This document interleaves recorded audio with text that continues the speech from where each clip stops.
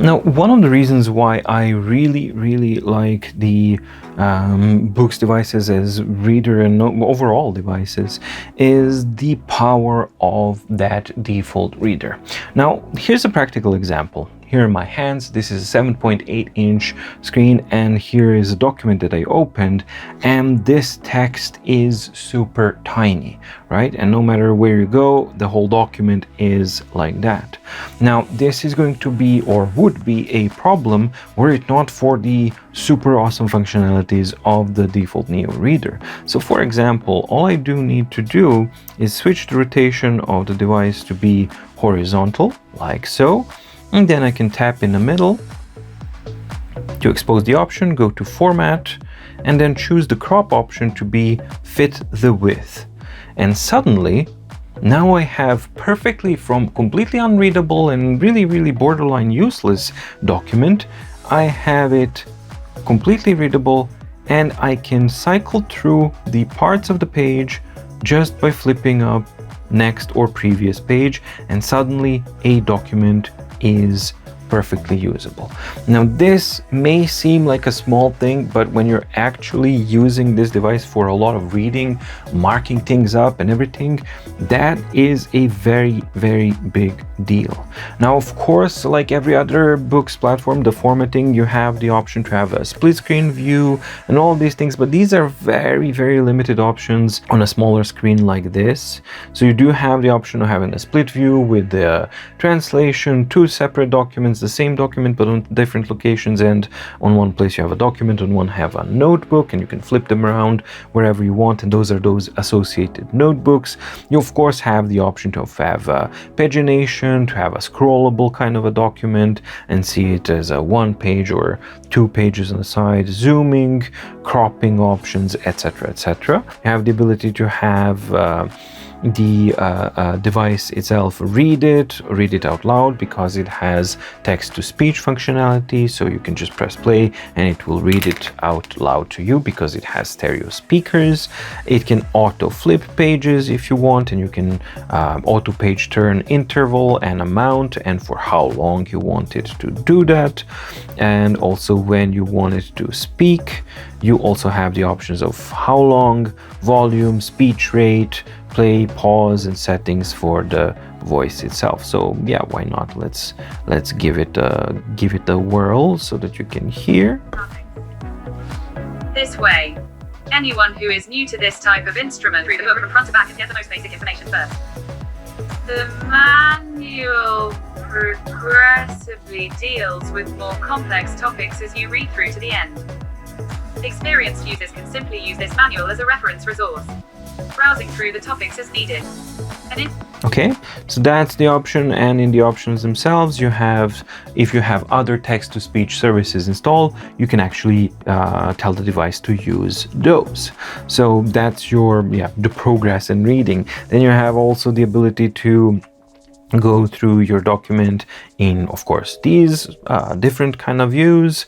Then you have extensive image control options. You can embolden text, you can sharpen images, watermark, bleaching, that's basically erasing the brightness, what is actually the grayscale, the lightest grayscale that's interpreted as white, to kind of just wash it out. Same thing for dark color enhancements if you have picture rich content. You have also a super powerful option, which is navigation, which allows you to basically you have these presets here, but you also have the option of kind of dividing the text up, the page, into these screens, if you will, and then you have all of these options here. So you can have double, horizontal, vertical, quad, sextuple, vertical, horizontal, and then 9 different tiles. And you can also choose the direction, which means every time you press the next or previous page, to which quad it will go. So you can see the ordering changing from 1, 2, 3, 4, 5, 6, or 1, 2, 3, 4, 5, 6, or vertically you can have 1, 2, 3, 4, 5, 6, 1, 2, 3, 4, 5, 6. So super duper flexible and powerful functionalities of just formatting your text itself, especially important for a smaller device like this. One of the things that the Nova Air lacked, and unfortunately Nova Air C lacks as well, is that it does not have an accelerometer, which is something that I think is a shame, especially for the price range of the really a lot of money that you need to pay for this device. That it doesn't have an accelerometer, that's a little bit of an inconvenience. That's all it is. It's just an inconvenience, because you can still just go down here, flip the rotation, align the letter T where you want it, and there you go, you're good. But you know, at a higher price point, you are looking for conveniences as well as build quality feature sets and everything else, and that is something that's definitely lacking in the Nova Air C. Basic navigation, as I said, you have tap left, right to flip your pages, tap in the middle to expose the menu, depending on which menu you are in. Tap again for it to go away. When you tap in the menu, you have your bottom line here, which I talked about, which are the options, but you also have the top tabs where you can switch between different and flip between different documents, right? Like this. And they all stay in the same format that you are kind of using, so that's a useful kind of thing. And now when we're here, I can actually just go and expose this, so you have the ability to what Boox calls scribble or annotate or mark up your documents. But I just want to cover a couple more things. So for example, let's get to a page that's not marked up. There we go. Right, so when you're not in scribble mode, when you're just in your default regular mode, you have this toolbar that you can expose or hide. By default it is exposed, but you can hide it, and then you have this little thing here that you can tap on and it comes out. If it's hidden by default, you can just swipe on the side and it will appear again. That's your little toolbar with options here. When you are in scribble mode, the touch actually functions a little bit differently. So right now, that's one thing to kind of keep in mind, not in scribble mode. And here I can normally navigate through my document, right? Left, right, middle, everything like you would expect. When I press and hold on a word, it will select it and automatically use the built-in dictionary and show you the meaning of the word. Then you can expand that selection, and now you have an underline or selecting your text, which can be in different colors. So you can choose and color it, and it can be colored, it can be gray, it can be contrast or the other way around. It can be blacked out completely. You can add annotations to it, so you can have, this is my annotation, blah blah blah, or CR text correction, I don't know what that is. You can share it, you can hyperlink it, link a page number, link a document, link a web page. That's new, that's actually quite interesting. So if I wanted to link a document, I can link a document to something. That is a very cool thing to have. So that's going to be interesting to actually go through the update 3.2.2, because it seems to have added quite a lot of things. You can share via any app that you already have. So you can just kind of save it or share it again. And there you go, choosing your apps that you maybe have, and then you kind of go through that, whatever. And let's go back here, tap it again. It can be an underlined squiggly line or a dashed line. So you can also translate this. For example, let's say I want it to be of this sort. Then I want to translate it to auto detect to English. Well, this is English to English, so that's not going to work, but yeah. So you have tons of options and abilities to do these things, and as you actually add them, you will see that when you go to your table of contents, there you go, this document has a table of contents, but also you have the ability to check out where your bookmarks are. How do you bookmark? Just tap on this little bookmark here, it marks black, and then it becomes a bookmark, and then you go to your bookmarks. Okay, this is my bookmark. Where are my annotations? These are my annotations. Where are my scribbles? These are my scribbles. And then if you have a lot of stuff on your screen here, you used to be able to expand it. I guess this button, no, this is to change the ordering. This is to export content, and this is the selection itself. I don't see the option of expanding. There was an option of expanding this to a full page, but I guess it's now gone. No, there we go. There's it. Okay, so you have the option only in table of contents, not in these. That's an omission. So you do still have the option of having it okay, so you can have it nested, not nested. Extremely deep functionality and powerful functionality of the Neo reader itself. Now, one of the whole points is that you can mark up the documents in color, and for that you need to enter the scribble tool. So a couple of things. First, when you tap in the middle, you expose options here. So the first icon here is to enable or disable scribble. Now, if your scribble icon is like this, that it looks like a touch kind of a thing, that means that your pen now acts as a touch. So you are now able to use it instead of your fingers, which is something that I use quite a lot. And actually that's my default mode when I'm using the documents here. However, when I want to write something, then I switch to quick scribble enabled, and now I can scribble. So how do I control where my pen and everything is? Well, you can either choose it from the toolbar here or from the main menu here. It's the same icon, functions exactly the same. So if I tap on it, now it changes. Now I have my recognizable features such as adding custom brushes, zooming, shapes, eraser, undo reader, save, export, selection tool as well, and adding text and customizing my flow toolbar, because you can add and remove these options from that toolbar. And of course, you can use the same brushes that you have available in the notebook. You have them available here as well. So maybe I just want to kind of mark this, and it's like, okay, this part here is super important, and then maybe I want to use a highlighter to highlight some of this stuff here.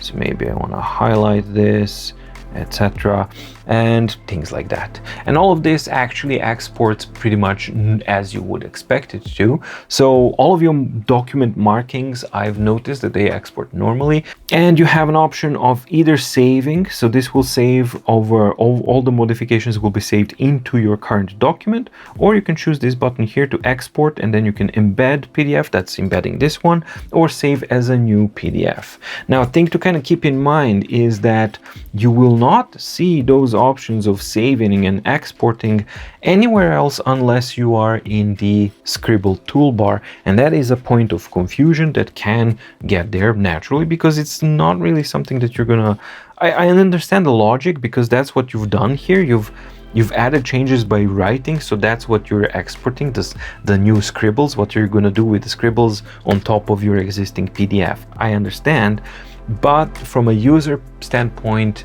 it's not something that makes perfect sense. So it would be good if those were at some point exposed up here, so that you can just normally control your entire PDF, because that is essentially what you are doing.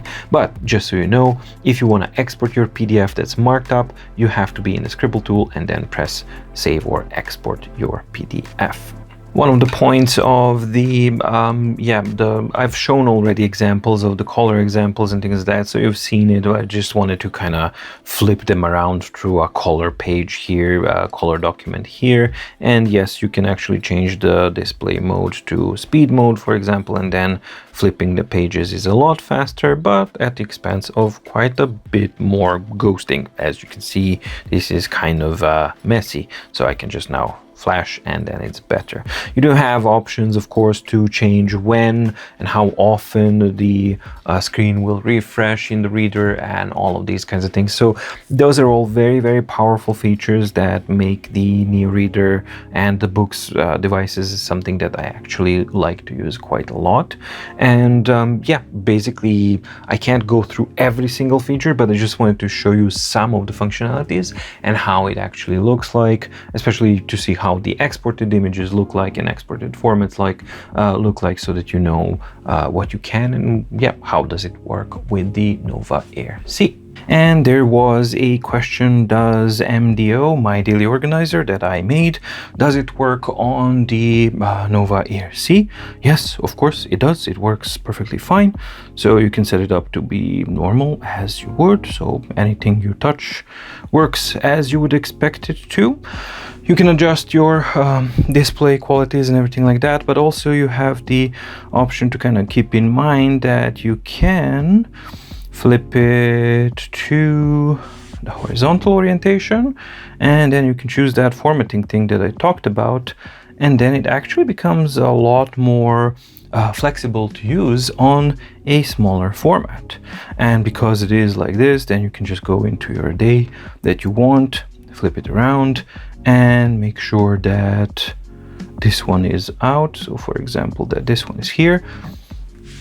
Choose my scribble, choose my pen, choose the color that I want, and start using it as you normally would, right? So yes, question, does MDO work? Yes, it does, and with proper formatting capabilities, it actually works really, really well despite the smaller format that you have on the Nova Air and Nova Air C and the Nova Air. The only difference being is that now, because it has color content and color functionality, you can see the colors on your screen as well, which is fairly cool thing to have. I thought that it was useful and important to allow the viewers to see comparison between the Nova Air and the Nova Air C, because they are the same or very similar device, but they do have some differences, most notable one of which is that color display. So I was testing it out with the front light on, front light off on both of the devices. Here and there I added the poke to color as well, just for a good measure to see, and I was doing all the tests in indoors and outdoors as well on a sunny day. So here's a collage of these experiences so that you can see how they compare to each other in different contents and different situations.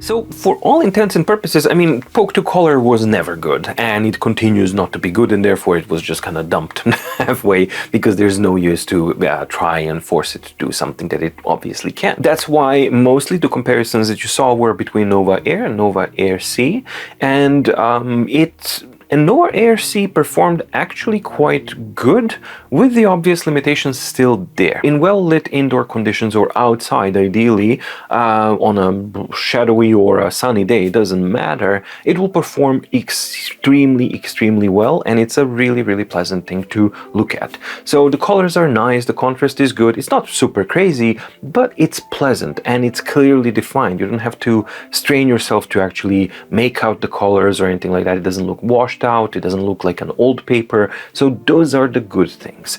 Now, the ghosting is traditionally a problem of a e-ink panel, or any e-ink panel, but with the Kaleido screens it was particularly a really big problem.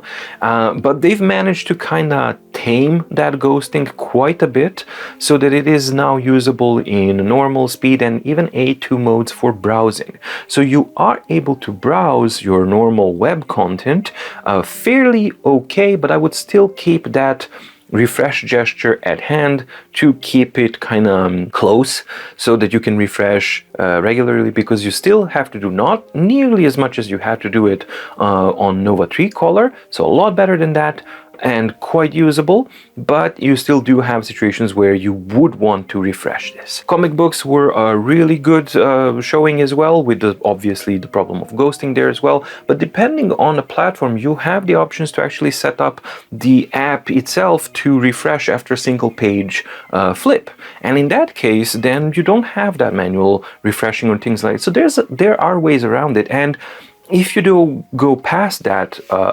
limitation, then the actual content that it was displayed and what you can see was really nice and pleasant to look at, read and use. Video content was a different story though, and surprisingly Nova Air is my preference here for watching YouTube videos, for example. Simply because Kaleido does have only 4096 colors, and it doesn't have them really, there's just shades and it's trying to do that kind of thing, so that's fine. But that doesn't lend itself well, the combination of 100 ppi for color, 300 ppi for black, and when you combine all of that on a fast moving image with a lot of ghosting and a media that is not intended to be downscaled to 4096 colors, you get blotchiness, you get kind of undefinable messes here and there. So while it's okay on images, on moving content, on video content, it was not that good. Doesn't mean that it's unwatchable and unusable, it just means that you should not expect anywhere near the performance of a traditional LCD or an our LCD for that matter, because now we have that in play. It's not even something that I would voluntarily use at any given point. And whenever I tested anything, I preferred the monochromatic performance, the clarity, and yeah, just how it looked and how it performed to the new Kaleido Plus. So all in all, the comparison between the two as far as displaying content and viewing content goes on the Nova Air versus Nova Air C, I think that the Nova Air C is performing well with the black and white content, with the books, with the comic books, with pretty much everything except the video. It's performing really, really good, provided that you are aware of that need to manually refresh at times or to set up your app to refresh at some times, because as you've seen in examples, it can be a problem. But again, that front light comes to save the day, because in indoor conditions, when you sometimes do need the front light to actually brighten it up, it's nice to see that the colors don't wash away, that the contrast is not automatically gone, that you are able to fine-tune the image to your liking. And I found it very flexible and very nice to just kind of slightly elevate, maybe like 1/4, 1/5 of maybe a little bit warmer light, take a little bit of coldness down, and you're able to get like a really, really papery like feel, which is a very, very nice thing to see. As I mentioned in the specifications, Nova Air C has a new iteration of the Snapdragon 6 series. So it's still an octa-core CPU, but it has a slightly bumped up turbo frequency for all of the cores, and it's running at 2.02 GHz at maximum, as opposed to 1.8 GHz for the Nova Air. One other difference, of course, is that the Nova Air unfortunately remains on Android 10, while Nova Air C is on Android 11, and those things kind of combined, and the newer platform itself, the chipset that supports this CPU and all that kind of stuff, it means that cumulatively you get a little bit of a bump in performance for the Nova Air C, and it's pretty much across the board. So the CPU performance is better, the memory performance is the same, but everything else, even the storage, is a tiny little bit faster. Everything's just a tiny little bit faster. So technically speaking, Nova Air C is just a smidge little faster than the Nova Air, and that's a good thing to see when you have a newer device. It's not a game changer, but it's there. As far as extra functionalities goes, well, as I said, this is a full-on Android 11 tablet, and as such it has all of the functionalities, or most of the functionalities, that you would imagine. And those include Bluetooth functionality, then you have the ability to have system-wide split screen, vertical or horizontal.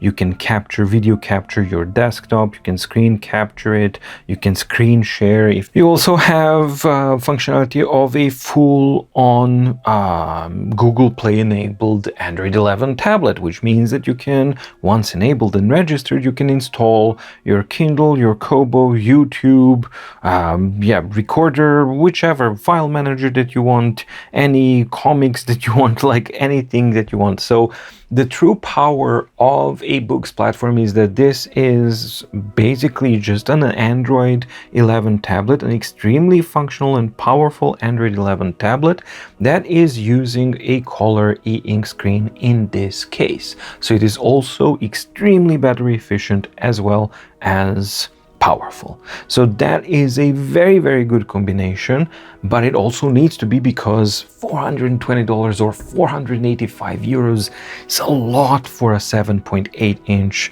tablet. But then again, you get really, really, really a lot of functionality, and it never ceases to amaze me, because I use this Nova Air a lot with me, just how much functionality there is once you set up your workflow, you get your apps, and you figure out the exact way that you want to use it, just how much power there is in such a small format. That's just something that's quite, you know, it takes a little while to get used to. And also it takes a little bit of time and effort for you to learn how to capture and utilize the maximum potential of this device. I guarantee you that the majority of people are going to use maybe 20% of what this device is capable of. Maybe they're not tech savvy, maybe they don't want to invest time, but I do want to tell you that it is worth investing the time to actually learn what are the potentials of a device like this and how it can actually help organize your daily life in a better way. So a lot of power and a lot of functionality in this one. Forgot to mention that you also have the USB-C OTG compatibility, but it is for storage and peripherals only.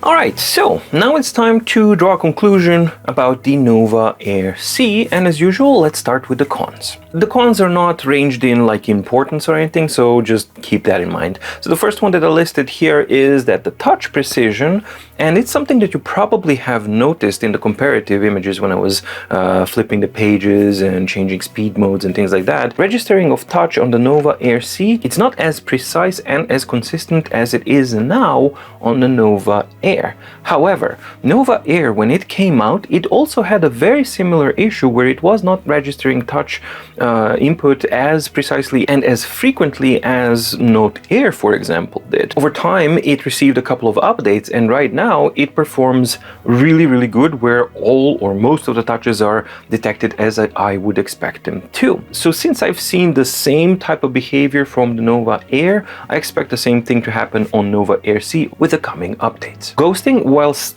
definitely less than before and managed much better than what it was on the Nova 3 color, and especially on the Pope 2 color, which was like, it is still an issue, and depending on the use case scenario and what kind of app you're using and what kind of conditions you're using and what are you actually doing, it can be an issue. So it's something that you have to be aware of. So it's not terrible, but it's just okay, and it's definitely on the ghostier side of things, but it's nowhere near haunted as the previous devices were. Distance from the screen is something that actually surprised me so much that I had to remeasure it remeasure it with different sticks and points and everything, and every time I got the same kind of results. So that's something that I expected actually the thing to go the other way around, that we have less of a distance to screen with the on-cell Kaleido screen, but then again, that performance mainly depends on the front light itself, so maybe that's the thing that is causing it. But either way, you do have a little bit more distance to the screen than you do have on a monochromatic device. It's nothing super huge, but it is there. On-cell Kaleido Plus is yet another iterative update, and while it's definitely the best performing Kaleido panel that we've seen and has least amount of ghosting, it's a little bit brighter than it was, and it has 30% better contrast or whatever numbers they throw at you.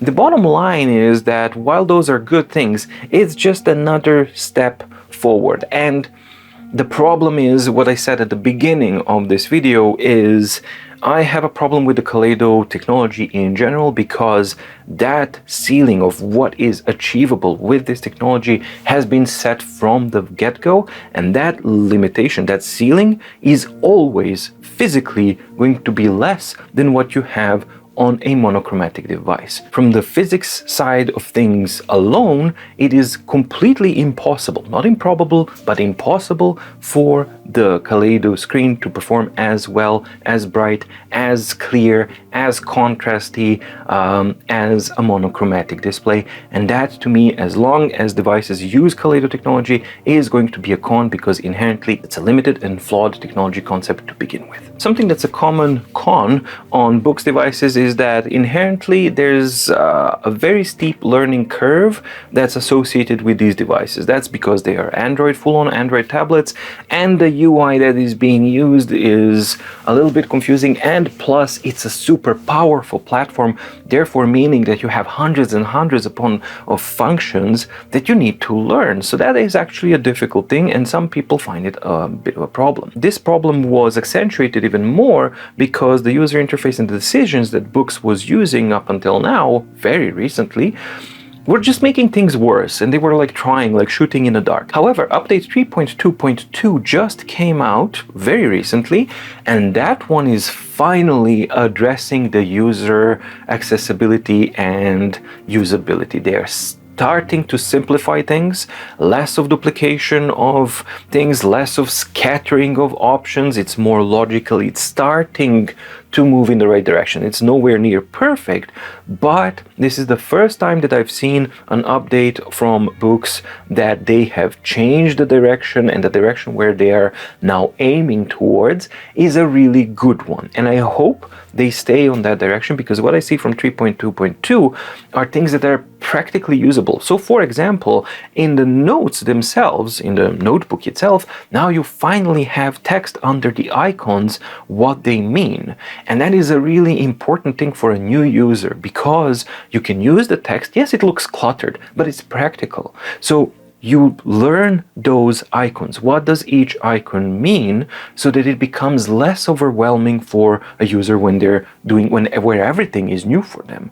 And then when you become a bit more comfortable and you start recognizing icons for what they are, there is an option where you just tick it off, the text goes away, and then you have both, best of the both worlds. You have clean UI with just icons and no text, but you've also had an option, and the time was allowed for the user to learn what those icons are. While the platform still has a steep learning curve, the update 3.2.2 has lessened that con. So while the con is still there, it's no longer as bad as it was before, and that's a good thing to see. And finally, I would focus on one last con, which is the price. So $420 MSRP before tax and shipping, and that really weird discrepancy with the Euroshop saying that it was 500 euros and it's now discounted for 485 euros.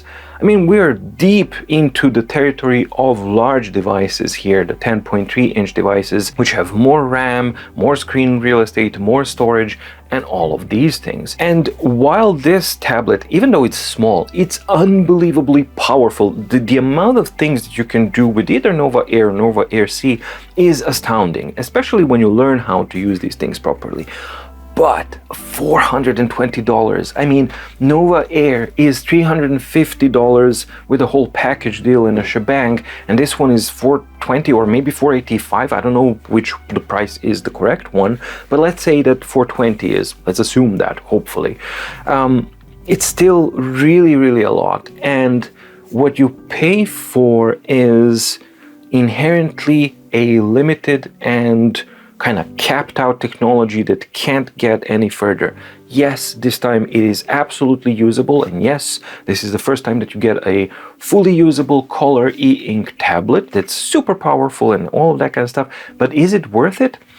I think that it will come down to a personal preference and use case scenarios. I don't think that we need to get the color content at the expense of resolution, at the expense of quality, at the expense of whiteness, brightness, and at the expense of ghosting performance, and at the expense of money. So those all combined are just a little bit too much to justify adding a little bit of color flavor on your panel. My issue is that I again know that as long as we stay with the Kaleido type of technology, it's only so far that it can go, and the inherent problems with this technology that I have, why I'm not interested in it, is never going to go away. So you're always going to have a 3:1 resolution ratio. You're always going to have a darker screen. For me, the price is way too high for what the technology can offer. Yes, it's the latest and the newest. Well, not really, because there's another Kaleido 3 panel or whatever it's called that's coming out. So by the time this one came out, it's already a year. No, wait a minute. In June last year, E-Ink announced on-cell Kaleido Plus, and now we're almost... So yeah, a little bit less than a year ago, we got this one. So in early 2023, we're bound to actually see some more, or late 2022, we're bound to see more new color displays that are using the latest Kaleido technology. And that's something that you absolutely have to keep in mind, because it's extremely likely that you're going to pay $420 for this, and that it's going to become last year tech, and that you will have a next generation of devices that are better performing, and who knows at what price though, mind you, keep that in mind. but it's extremely likely that in less than a year, we're going to have a refreshment of the devices that are going to use even newer technology for color content. So that's something that you absolutely have to keep in mind as well. All right, now on to the pros of the Nova Air C. First of all, I really like the design of the Nova Air and the way they've combined, even though I'm not a fan of the black outline, the combination of the materials that are used in the surface and how it looks and everything. It's a very elegant device and it's of an excellent build quality. So it feels and it looks like a premium device. It's not super flashy and it's just a very nice and elegant device. The battery life is really good, as it was on Nova Air, so that trend continues and inherits down onto Nova Air C as well. It has excellent writing latency, which is a very nice thing to see, and it seems like it's tied to all of the new CPUs that they are using and the Android 11. It looks like that you definitely have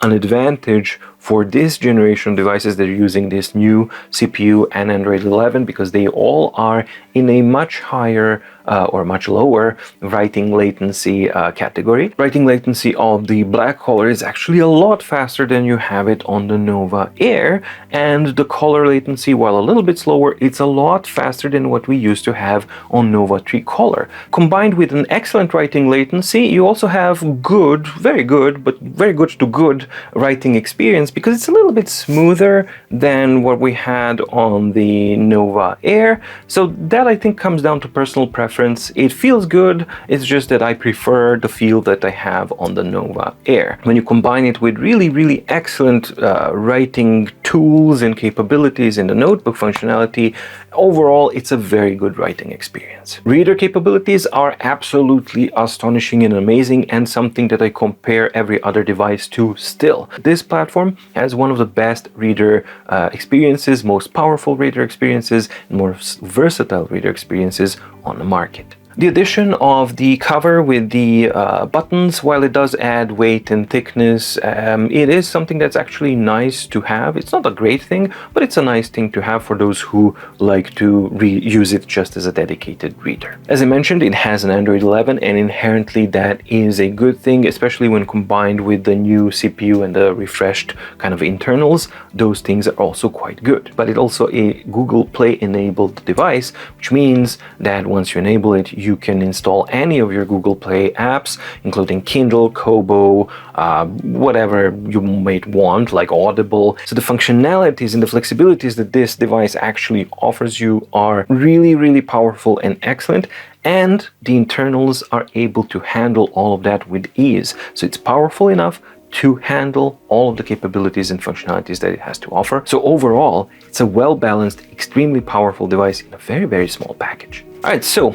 Nova Air C, how to summarize it. It's probably the best color e-ink device on the market today. But you have to keep in mind that that's a very small market with a really limited amount of models that you can choose from.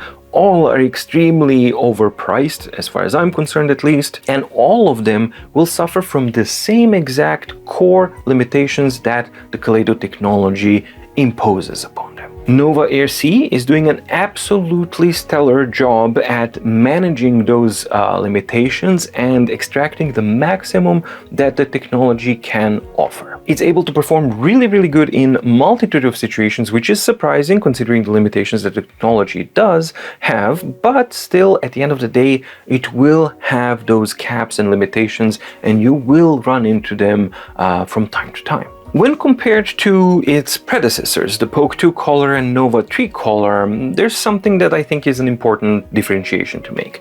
Poke 2 Color was and still is just a prototype device. They even said so. When they were selling it, it's like they said, like, limited run, limited functionality, no support whatsoever. This is just, we're just testing something out. So it should be treated as such. Then Nova 3 Color came out, And that one was marketed and sold as a finished product and as a final thing. And while it was definitely better than Poke to Color, it did not feel like a final, finished, completed product because of the technology. It felt like a prototype. It still felt like technology under development, under beta testing, and all these kinds of things. And that is thankfully not the case with the Nova Air C. And for me personally, Nova Air C is the very first e-ink color device that I've tried and used that actually feels like a finished product that should be on par with other competitors out there. So it doesn't mean that when you pick up an e-ink color device that you're automatically in this kind of prototype category of things, which didn't used to be the case. So that is a good thing to keep in mind. So you can definitely see and feel the lessons learned by Boox from these previous two devices, and they have been applied to the Nova Air C, giving us a fully usable, real-world usable e-note taking and e-reader color e-ink device. It's slightly faster than the Nova Air, has a color screen, it has an Android 11, but it's also more expensive. And in the case of the EU shop, it was 135 euros more expensive than the Nova Air. And that's a very high price to pay for what you actually get. Then again, if you are looking for the latest and newest and you absolutely must have color content at any cost, and you don't care about the limitations or anything like that, well, then this device will make perfect sense. Otherwise, Nova Air will be more than good enough and capable to tackle most of the tasks that you need to throw at it. Nova Air for me is not the C, the monochromatic one, is one of the most versatile portable e-ink tablets out there. The power, the flexibility, the sheer functionality it offers, the design, the build quality, the weight, the lightness, everything about it just makes it one of the best truly portable e-ink tablets on the market. Nova Air C does it all, almost, as well, but with the addition of color and a smidge more performance for the favor of the Nova Air C, albeit at a much higher price. If that's your thing and if that's what you're looking for, then I think that you're not going to be disappointed with the Nova Air C, and I think that it's doing the absolute best that it possibly can do with the on-cell Kaleido Plus technology that it is using. That being said, it can't run away from the limitations of the technology, but if you're okay with that, then you're going to be more than okay with the Nova Air C. For me personally, I'm not even slightly tempted to actually get it or to replace my Nova Air with the Nova Air C. I'm more than happy with this one, so that's what I'll be doing, at least for my setup. I hope you liked the video. If you did, please like and subscribe and ding the notification bell down below to get notified when new videos come out on mydeepguide. Also, check out in the description down below, you have links to the Discord mydeepguide channel server, where we're building up a little bit of a community, and you can discuss, you can share ideas, you can share your pet photographs and things like that. Basically hang out with people with similar interests and share your knowledge and things like that. And also in the description down below, you'll see the links to the My Daily Organizer, which is the yearly, quarterly, monthly, weekly, daily organizer product PDF, hyperlinked PDF that helps you organize your professional, personal life, combine them, or whatever it may be that you need. Check out the playlist also down there so that you can see if this is a product for you or not. Thank you so much for watching. Stay safe, stay healthy, and see you in the next video. Bye.